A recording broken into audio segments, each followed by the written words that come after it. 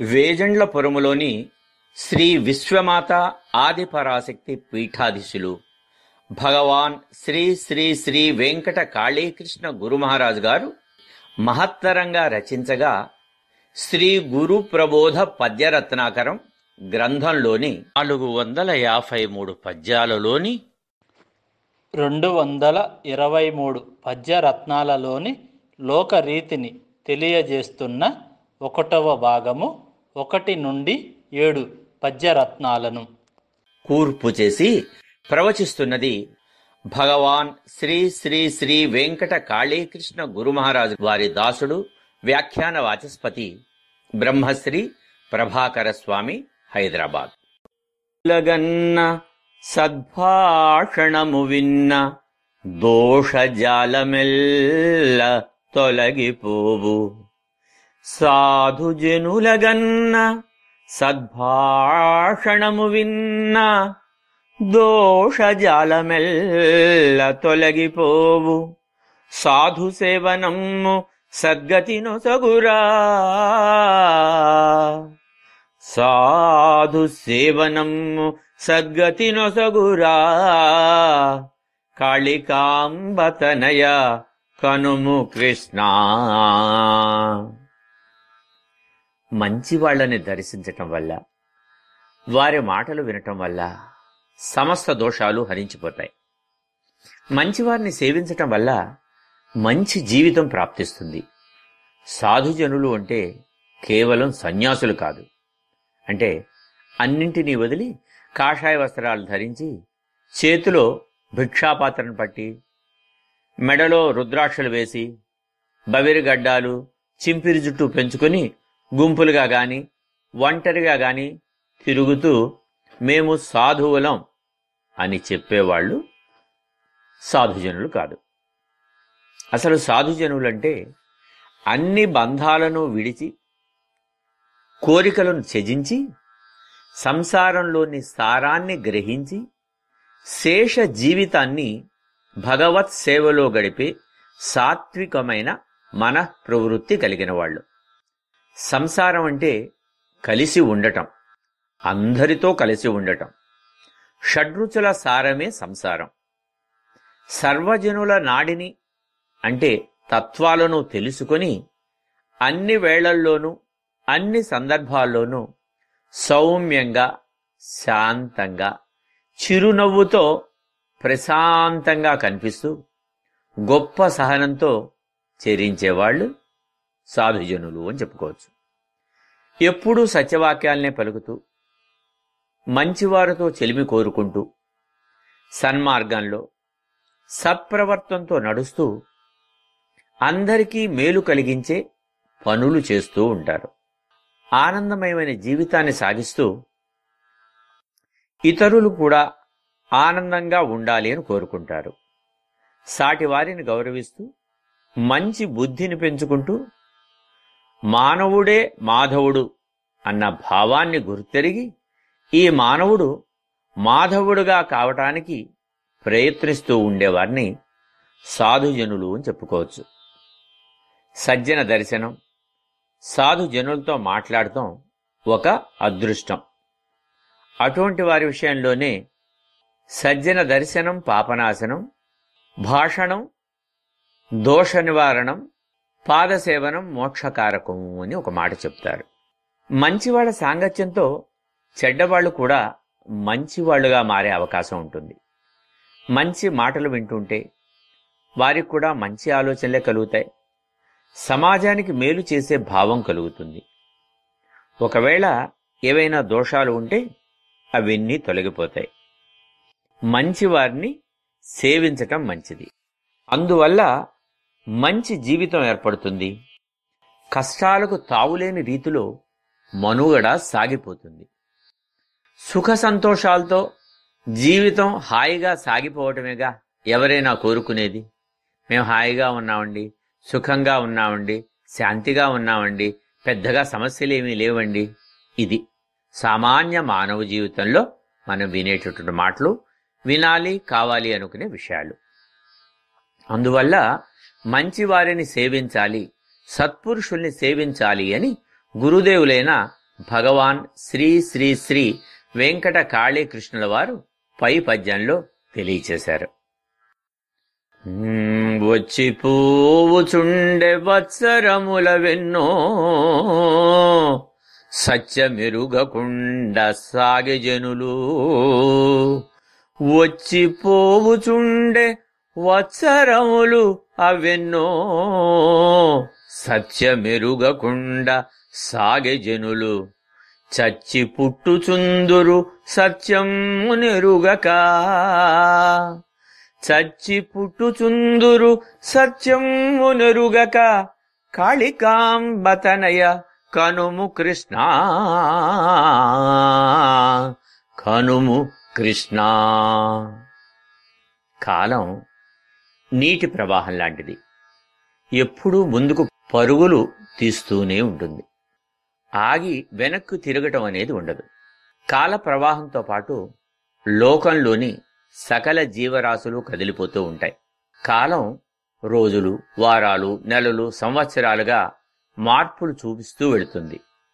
ఈ కాలగమనమే జీవుల ఆయుష్గా లెక్కించబడుతుంది. సంవత్సరాలు వచ్చిపోతున్నా, మానవులుగా జన్మల మీద జన్మలు ఎత్తుతున్నా, మనిషిగా పుట్టిన తరువాత జీవిత పరమార్థాలను గ్రహించి సత్య ధర్మాలను తెలుసుకుని వాటిని పాటిస్తూ జీవితాలను చరితార్థం చేసుకోవటానికి ప్రయత్నం సాగాలి. లేకపోతే ఏమవుతుంది అంటే, ఆప్తవాక్యంలో చెప్పినట్టుగా పునరపి జననం పునరపి మరణం పునరపి జననీ జఠరే శయనం భజగోవిందం భజగోవిందం మూఢమతి అని చెప్పినట్టుగా మళ్లీ జన్మిస్తాం, కొంతకాలం పుట్టి పెరిగి పెద్దవాళ్లే నశింపు పొందుతాం, మళ్లీ ఇంకొక చోట ఇంకొక జీవిగా పుడతాం, మళ్లీ పునరావృతం అవుతుంది. ఈ విధంగా తల్లి గర్భవాసాన్ని అనుసరించి అనుభవించి పుడుతూ ఉంటాం, చస్తూ ఉంటాం, చస్తూ ఉంటాం, పుడుతూ ఉంటాం. ఇది ఒక చక్రంగా, ఇది ఒక వలయంగా మారుతూ ఉంటుంది. కనుక మానవులుగా పుట్టిన తర్వాత మనం గ్రహించవలసింది జీవిత పరమార్థం ఏమిటి, సత్యధర్మాలను తెలుసుకుని వాటిని పాటిస్తూ దాన్ని చరితార్థం చేసుకోవటానికి ప్రయత్నం సాగించాలి. అలా కాకుండా సత్యధర్మాల్ని ఆచరించలేనప్పుడు ఎన్ని జన్మలెత్తినా ప్రతి జన్మ వ్యర్థమైపోతుంది. జనన మరణాల వలయంలో వెంట ఉండేవి ఎవరికి వారు చేసుకునే ధర్మబద్ధమైన పనులే. చేసుకున్న వారికి చేసుకున్నంత మహాదేవ అంటే ఇదే. ఎవరి దేహం కూడా శాశ్వతం కాదు. దేహాన్ని వీడి జీవుడు వెళ్ళిపోవలసిందే. వెంట వచ్చేది చేసుకున్న పుణ్యం తప్ప మరేదీ రాదు అని, అందుకోసం జీవించి ఉన్నప్పుడే మంచి మార్గంలో నడుస్తూ అందరికీ మంచిని పంచుతూ మంచి పనులను చేయటం వల్ల పుణ్యము పురుషార్థము లభిస్తాయి అని భగవాన్ శ్రీ శ్రీ శ్రీ వెంకట కాళీకృష్ణ గురు మహారాజుల వారు పై పద్యంలో తెలియచేస్తున్నారు. మనిషి జన్మమెత్త మహి దుర్లభం బగు, మనిషి జన్మమెత్త మహి దుర్లభం బగు, మోక్షకాంక్షతోడ ముని జనము సర్వత్యాగులగుచు సాయుజ్యం వందిరి. మోక్షకాంక్షతోడ ముని జనము సర్వత్యాగులగుచు సాయుజ్యమందిరి. కాళికాంబతనయ కనుము కృష్ణ. మానవుడిగా జన్మ లభించటం ఎంతో క్లిష్టమైంది. కానీ మనిషిగా పుట్టాక జన్మ లేకుండా మోక్షాన్ని పొందటం కోసమే పాటుపడాలి. కానీ అది అంత సులువైంది కాదు. జీవులన్నింటిలోకి మోక్షాన్ని పొందగలిగే అవకాశం ఎక్కువగా ఉన్నది ఒక మానవ జన్మకే. అది వారికున్న గొప్ప అదృష్టం. మానవులుగా పుట్టి ఎన్నో కష్టాలను అనుభవిస్తూ అలాంటి బాధల్ని మరలా మరలా అనుభవించకుండా, మరలా మరలా అంటే మళ్లీ మళ్లీ మానవ జన్మలు రాకుండా ఉత్తమమైన మోక్ష మార్గం అన్వేషిస్తూ దానికి ప్రతిబంధకాలుగా నిలిచే అనేకమైన బంధాలు, సంపదల్ని, కోరికల్ని త్యజించి మునులుగా మారి పరమపదం కోసం అహర్నిశలు శ్రమిస్తూ మంచి మార్గాల్ని వెతుకుతూ ఉంటారు సజ్జనులు, సత్పురుషులు, మహనీయులు. అత్యంత దుర్లభమైన మానవ జన్మ లభించిన తరువాత అలా జన్మను సార్థకం చేసుకోవటానికి మునులు సాగించే అన్వేషణ వారు మోక్షం పొందటంతో ముగుస్తుంది. అసలు మోక్షం అంటే ఏమిటండి అంటే ముచ్యతే ఇహలోక బంధాన్ మోక్ష అని వేదవాక్యం చెబుతుంది. అంటే జీవుడు ఇహలోకానికి వచ్చినప్పుడు ఇక్కడ కొన్ని బంధాలను ఏర్పరచుకుంటాడు. తల్లి, తండ్రి, అన్నాదమ్ములు, భార్య, బిడ్డలు, మనవళ్ళు, మనవరాళ్ళు, ఇల్లు, వాకిలి, సంపద, ఉద్యోగము, పరువు, ప్రతిష్ట, కీర్తి, వైభవము ఇవన్నీ కూడా అవ్యక్తంగా కొన్ని కంటికి కనిపించేవి బంధాలుగా ఉంటాయి. కొన్ని కంటికి కనిపించకుండా మనసు వాటి యందు రాగాన్ని అంటే అనురాగాన్ని పెంచుకుని అదే బంధంగా మారు. కనుక వీటిని అన్నిటినీ తెంచుకుని ముచ్యుతే అంటే వాటిని తెంచుకుని వాటిని విడతీసుకుని వెళ్ళగలగటమే మోక్షము. అంటే ఆత్మరూపంలో వచ్చి జీవుడుగా మారి దేహము అనేటటువంటి ఒక జీవికలో ఆటలాడి పాటలు పాడి అనేక రకాల కర్మలు చేసి తద్వారా కర్మ ఫలితాన్ని అనుభవించి మళ్ళీ ఆత్మ వేటికి అంటదు, అంటకుండా ఉండేదే అయినా ఈ కర్మల యొక్క ప్రభావం దేహము అనేటటువంటి ఈ ఇంట్లో, దేహము అనేటటువంటి ఈ దేవాలయంలో ఉండి ఆత్మ అనేటటువంటి అణుప్రాయమైనటువంటి ఆ శక్తి దీని ప్రభావితం వల్ల వాసనలుగా మళ్ళీ ఇంకొక జన్మకి వెళ్ళి ఆ వాసనారూపమైనటువంటి జీవితాన్ని అనుభవించి ఆ తర్వాత మళ్ళీ ఆ జన్మల్లో చేసినటువంటి కర్మల యొక్క ఫలితాల్ని, పాపపుణ్య ఫలితాల్ని వెంట తీసుకొని ఇంకొక జన్మ, అది ఎప్పుడు మానవ జన్మే వస్తుంది అని కూడా చెప్పలేము. కుక్కగానో, నక్కగానో, పిల్లిగానో, బల్లిగానో, ఎలుకగానో, ఏనుగ్గానో ఏ విధమైన జన్మ రావచ్చు మనం చేసే కర్మల్ని బట్టి, సంకల్పాల్ని బట్టి. కనుక ఈ మానవ జన్మ యొక్క విశిష్టత తెలుసుకోవాలి. ఇట్లా పునరపి జననం లేకుండా గర్భవాస నరకాన్ని అనుభవించకుండా ఈ పరమాణు స్వరూపంలో ఉన్నటువంటి ఆత్మ అఖండ ఆత్మతో ఐక్యం చెంది అవ్యయ ఆనందాన్ని పొందటాన్ని మోక్షంగా, ముక్తిగా మనకు పెద్దలు చెబుతూ ఉంటారు. కాబట్టి వీరు మునులు సాగించే అన్వేషణ మోక్షం పొందటంతో ముగుస్తుంది అంటే అర్థం అది. సాధారణ మానవులు మునులుగా మారాలి అంటే, మహర్షులుగా రూపుదిద్దుకోవాలి అంటే ఎన్నో జన్మల్లోని మోక్ష కాంక్ష కారణం అవుతుంది. ఆ కాంక్ష పరిపక్వత చెందిన జన్మలోనే వారు ఇహలోక బంధాలన్నిటినీ ఛేదించగలిగి ముముక్షువులై, మునులై, మహర్షులై సాధన చేస్తారు లేదా ఉత్కృష్ట స్థితిని చేరతారు. అంతేగాని పుట్టిన ప్రతి మనిషి అనుకోగానే పదాన్ని ఉచ్చరించినంత తేలిగ్గా మోక్షాన్ని పొందలేరు. మోక్షం అంటే పునర్జన్మ లేకపోవటం, పరమాత్మలో లీనం కావటానికి ప్రయత్నించాలి. అలాంటి జన్మరహిత స్థితిని పొందాలి అని పై పద్యంలో భగవాన్ శ్రీ శ్రీ శ్రీ వెంకట కాళీకృష్ణ గురు మహారాజ్ వారు జీవిత సత్యాన్ని, మోక్ష మర్మాన్ని తెలియచేశారన్నమాట. సకల శాస్త్ర సూక్ష్మసారం గ్రహించి సకల ప్రాణికోటి సమమయనుచూ సకల శాస్త్ర సూక్ష్మ సారం గ్రహించి సకల ప్రాణికోటి సమమయనుచూ మెలగవలయు ప్రేమ భరిత మార్గమునందు మెలగవలయు ప్రేమ భరిత మార్గమునందు కాళికాంబతనయ కనుము కృష్ణ.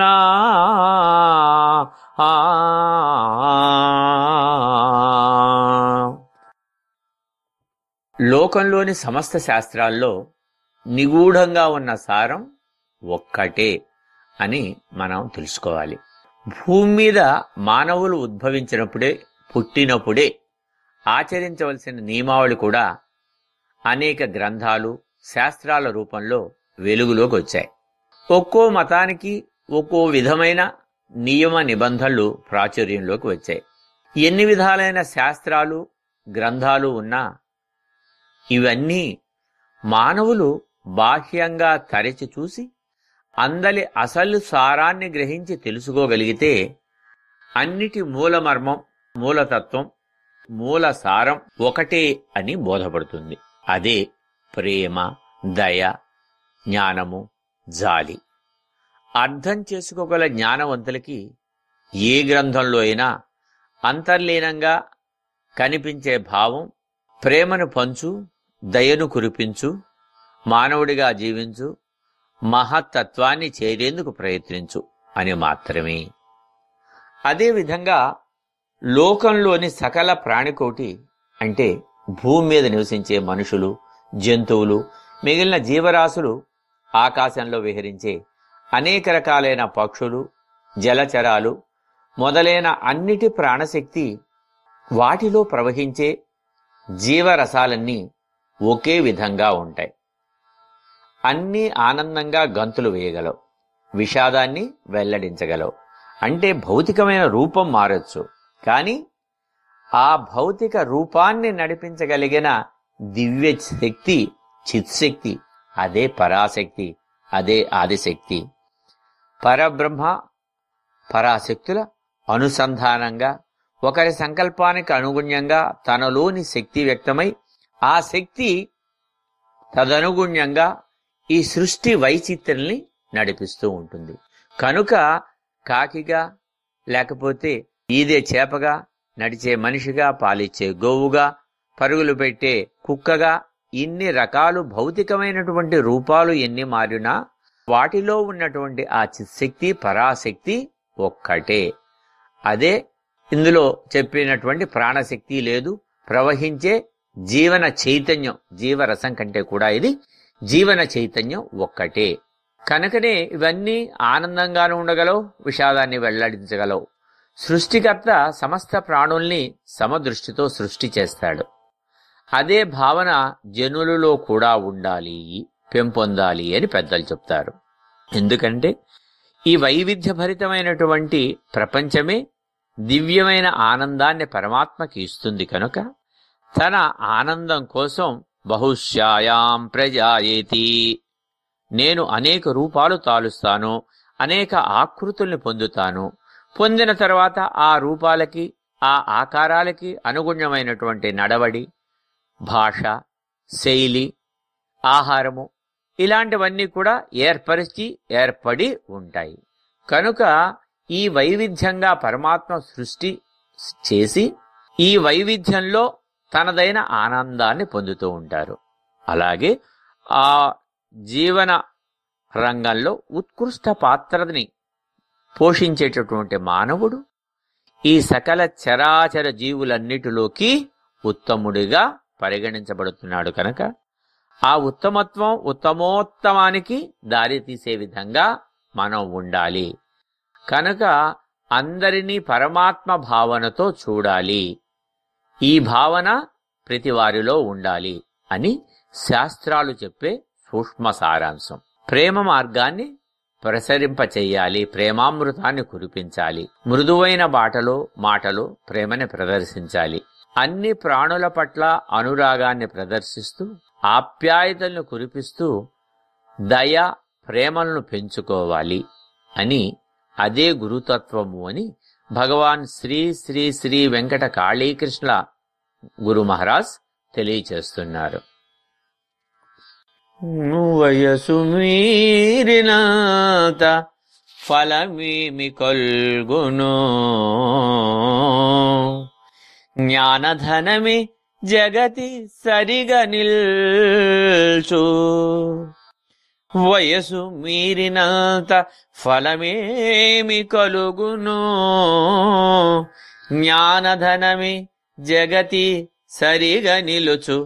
పండితుడగునట్టి బాలుడే వృద్ధుడవు, పండితుడగునట్టి బాలుడే వృద్ధుడవు, కాళికాంబతనయ కనుము కృష్ణ.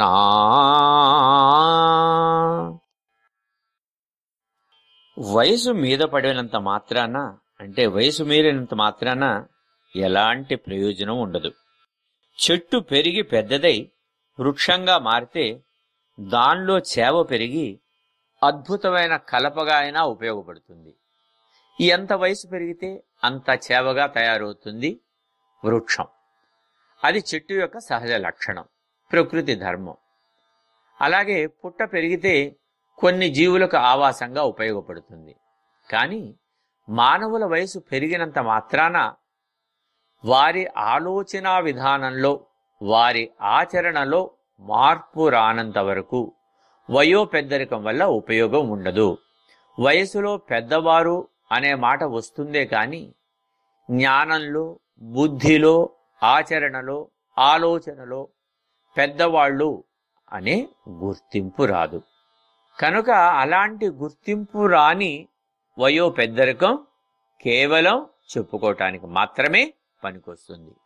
వయసు పెరిగినందువల్ల వచ్చే పెద్దరికం వల్ల దేహం పెరగటమే కానీ బుద్ధిలో వికాసం పొందలేరు.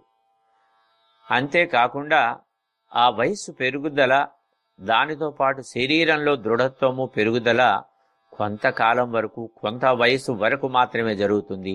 వయసు గడించిన కొద్దీ, వయసు పెరుగుతున్న కొద్దీ శరీరంలో పటుత్వం తగ్గుతుంది, ముడతలు పడిపోతుంది.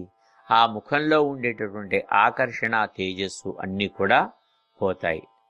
కనుక బుద్ధిలో వికాసం పొందినవాడే వయో పెద్దరికం వల్ల, జ్ఞాన పెద్దరికం వల్ల గౌరవించబడే అవకాశం ఉంటుంది. పుట్టిన తర్వాత కాలం గడిచిపోతూ ఉంటుంది, సంవత్సరాలు గతించిపోతూ ఉంటాయి.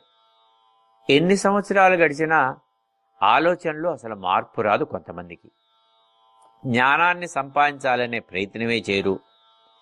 తిని తిరగటానికే పుట్టింది అనే అజ్ఞానాంధకారంలో ఉంటారు. ఏళ్లు పెరిగినంత మాత్రాన అందరినీ జ్ఞానవంతులుగా గుర్తించకూడదు. మనకి ఒక ఆప్తవాక్యం చెబుతారు, ఎవరు బుద్ధిమంతుడో వాడు వృద్ధుడు కాని ఏండ్లు మీరిన వాడా వృద్ధుడు. చాలా పెద్దగా ఉందనో, ఎత్తుగా ఉందనో తాడి చెట్టుకు మనం నిత్య పూజలు చేయము. చిన్నదే అయినా పెరట్లో ఉన్న తులసి మొక్కకి తులసి మాతగా ఆదరించి పూజ చేస్తాము అని కూడా చెప్తారు. కనుక జ్ఞానధనులకే ఈ లోకంలో ఎక్కువ విలువ ఉంటుంది, కానీ కేవలం వయోపెద్దరికం వల్ల కాదు. వయసులో చిన్నవాళ్లైనా వాళ్ళు జ్ఞాన సంపన్నులు, పండితులు అయితే వారిలోని శక్తి ప్రస్ఫుటంగా ముఖంలో గోచరిస్తుంది. ఆ దివ్య తేజస్సుకి అందరూ మొక్కుతారు. అట్టివారే లోకంలో పెద్దవారవుతారు, పూజ్యనీయులవుతారు.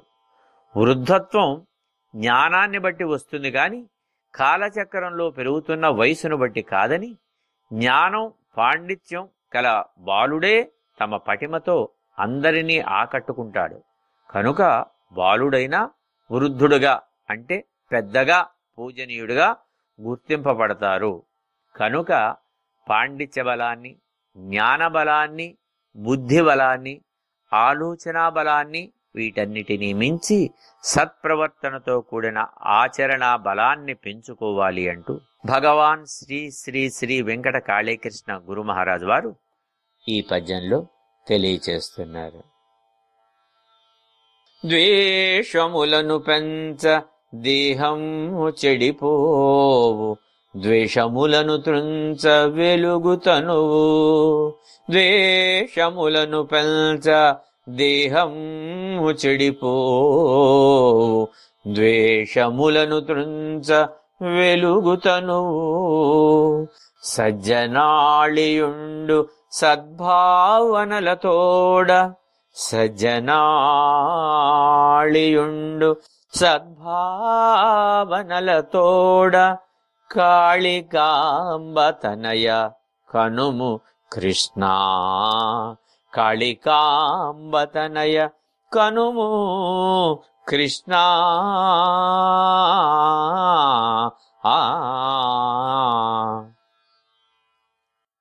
ఎల్లకాలం ఇతరుల మీద ద్వేషపూరితమైన ఆలోచనల్ని భావాల్ని పెంచుకుంటూ ఉంటే అలాంటి భావాలు కంటికి కనిపించని విషాగ్నిలాగా వారి శరీరం పైన మనసు పైన తీవ్రమైన ప్రభావాల్ని చూపి వారిని శిథిలం చేస్తుంది. తడి తగిలిన ఇనుప ముక్కకు పట్టే తుప్పు చివరికి ఆ ఇనుప ముక్కను చిన్న చిన్న రజను తుంపుల వలె, అంటే చిన్ని చిన్ని ముక్కలుగా రజనుగా ఇనప రజనుగా తినేస్తుంది. అలాగే ద్వేష భావాలు కలిగిన వాళ్ళు ఎంతటి బలశాలురైనా తుదకి క్షీణించి నశింపుకి గురవుతారు. ద్వేషం నాశనానికే కారణమవుతుంది. ఇతరులను కించపరిచే విధంగా, బాధపడే విధమైన వ్యంగ్య వెటకారపు మాటలతో వారిని బాధిస్తూ ఆ బాధను చూసి ఆనందించటం, ఈసడించుకోవటం, అసహ్యం ప్రదర్శించటం, వారు కూడా తమలాంటి మనుష్యులే అనే విచక్షణ లేకపోవటం, ఇవన్నీ వ్యక్తిలోని దుర్గుణాలని, తమ పతనానికి హేతువులని చాలామంది గుర్తించలేరు. అందుచేత ద్వేషభావాలు కలిగిన వారు చికాకులతోనే కాలం గడుపుతూ ఉంటారు. ఆ చికాకులే అశాంతికి, శారీరక మానసిక అనారోగ్యాలకి కారణాలవుతాయి. అలాంటి వాళ్ళు బాగుపడరు, మంచి స్థితిని సాధించలేరు. తమలోని ద్వేషాన్ని క్రమంగా దూరం చేసుకుంటే ఎంతటి ప్రశాంతతకు లోనవుతారో వాళ్లే గ్రహించగలుగుతారు. మనసు ప్రశాంతత చెందినప్పుడు చక్కని ఆరోగ్యం చేకూరుతుంది. మానసిక శారీరక ఆరోగ్యం వృద్ధి చెందినప్పుడు శరీరం కాంతివంతమై వెలుగుతుంది. అందుచేతే మంచివాళ్లు ఎప్పుడూ మంచి ఆలోచనలు, మంచి కార్యాచరణతోనే ఉండటం వల్ల సహజంగా ప్రశాంతమైన జీవితాల్ని గడపగలుగుతూ ఉంటారు. మనం కొంచెం పరిశీలిస్తే, కొంచెం గమనిస్తే సమాజంలో మన ఇరుగు పొరుగు వారు, తెలిసిన వారు, బంధుమిత్రుల్లో ఇలాంటి రకరకాల వ్యక్తులు, కుటుంబాలు మనకి కనిపిస్తూ ఉంటాయి. సంపద తక్కువగానే ఉండవచ్చు, కానీ ఎప్పుడు చూసినా చిరునవ్వు చెదరకుండా, ప్రశాంతతకు భంగం కలగకుండా ఆనందంగా జీవించగలగటం అనేది ఒక గొప్ప వరం. కాబట్టి ద్వేషాన్ని వీడవలసింది అంటూ పై పద్యంలో భగవాన్ శ్రీ శ్రీ శ్రీ వెంకట కాళీకృష్ణ గురు మహారాజుల వారు తెలియచేస్తున్నారు. కలియుగంపు మాయ కనలేని జనులెల్ల ధనము శాశ్వతమని తలచుచుందురు. కలియుగంపు మాయ కనలేని జనులెల్ల ధనము శాశ్వతమని తలచుచుందురు. మూర్ఖ జనము జగతి భోగాలకెరయ్యే. మూర్ఖ జనము జగతి భోగాలకెరయ్యే.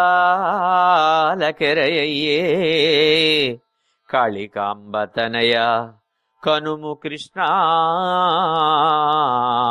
కనుము కృష్ణ. కలియుగము యొక్క మాయా స్వరూప స్వభావాల్ని ఎవ్వరూ తెలుసుకోలేరు.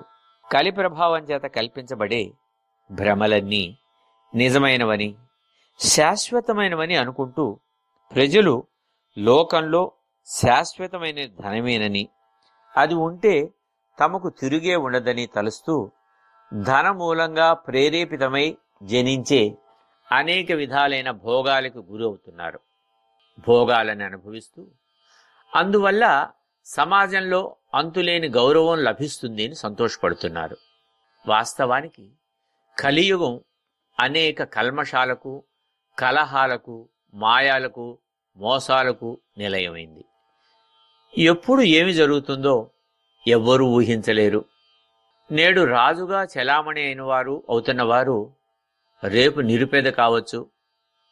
అలాంటప్పుడు ధనం ఉందని భోగ విలాసాలకు అలవాటు పడి తమకు డబ్బు ఉండటం వల్లనే సమాజంలో గౌరవం పెరిగింది అనుకునేవారు ఒక్కసారిగా నిరుపేదలుగా మారితే అప్పటి వరకు డబ్బే సర్వస్వం అనుకోవటం వల్ల చివరికి వారికి ఏం మిగిలిందో గ్రహించక మానరు. ధనం శాశ్వతమైంది కాదు, ఎప్పటికైనా దూరమవుతుంది. కాబట్టి దాన్నే నమ్ముకుని భోగాలకు బానిసలైతే అధోగతి పాలు కాక తప్పదు అని గ్రహించాలి. అవసరాన్ని తెలుసుకుని మాత్రమే డబ్బు జోలికి వెళ్ళాలి. మూర్ఖులై డబ్బు కోసం, భోగాల కోసం గాలానికి ఉండే ముల్లుని, ముల్లుకి ఉండే ఎరని చూసి అది నిజమైన ఆహారమని భ్రమించి గాలానికి చిక్కుకొని విలవిల్లాడే చేప మాదిరి కాకుండా భోగరహితమైన ఆడంబరం లేని జీవితాలను సాగించటం ఉత్తమం. అందువలన కలియుగ మాయల నుంచి కొంతవరకు ఉపశమనం పొందవచ్చు. ఈ సందర్భంలో ఒక్క విషయం చెప్తారు. డబ్బు యొక్క స్థితి ఏమిటి అంటే, ధనమూలం ఇదం జగత్ అంటే ప్రపంచానికి ధనం ఇంధనం లాంటిది, అది మూలం లాంటిది అని చెబుతారు. అలాగే ఇంగ్లీష్లో కూడా ఒక మాట చెబుతారు, మనీ మేక్స్ మినిట్స్. చాలా పనులు చేయించగలదు, but it cannot make everything. ప్రతిదీ చేయలేదు. అలా చేయగలిగేటట్టయితే ఇన్ని రోగాలు ఉండవు, లేకపోతే ఇన్ని నిరాశలు నిస్పృహలు ఉండవు, ఇన్ని ఆత్మహత్యలు ఉండవు, లేదు ప్రాణాలు పోవటం ఉండదు, డబ్బే గనక ఉండేటట్టయితే. కనుక డబ్బుకి కొన్ని పరిమితులున్నాయి. డబ్బు అదే పనిగా ఉంటే, ఎక్సెసివ్గా గనక ఉంటే అప్పుడు కష్టమే. అట్లా అని నిత్య జీవన అవసరాలు తీర్చుకునేందుకు కూడా డబ్బు లేకపోతే అప్పుడు కష్టమే. కనుక సరిపడిన చెప్పుని వేసుకుని సుఖకరమైన ప్రయాణం సాగించినట్లుగానే అవసరాలకి కొంత సౌకర్యాలకి కావలసినటువంటి ధనం ఉంటే జీవితం సుఖకరంగా సాగుతుంది అని కనుక డబ్బుని చెప్పుతో పోల్చారు కొద్దిమంది పెద్దలు.